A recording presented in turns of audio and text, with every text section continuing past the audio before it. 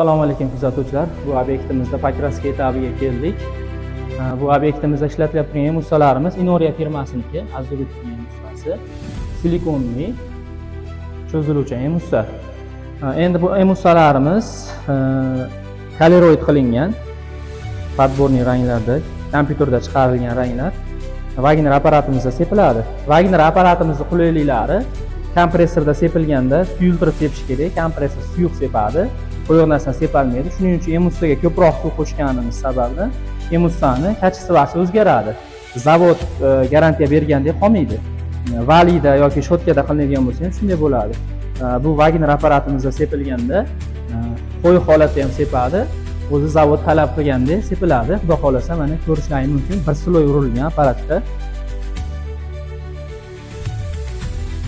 Mana endi biz yana bir sloy sepib ko'rsatib beramiz bu apparat qulayliklarini.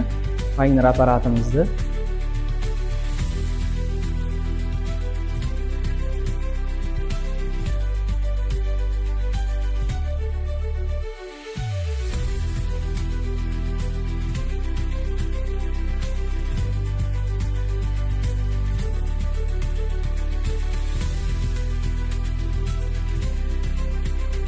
Kimga shunaqa xizmatlar kerak bo'lsa, Usta Abu Master gruppasiga murojaat qilishlaringiz mumkin. Pastda raqamlar qoldiramiz. Kanalga obuna bo'lib, like va kommentariyalar qoldirishni unutmang. Hammaga rahmat. Bu emussamiz hozir ho'l, qurigandan keyin glansiviy bo'lib, juda chiroyli holatga keladi.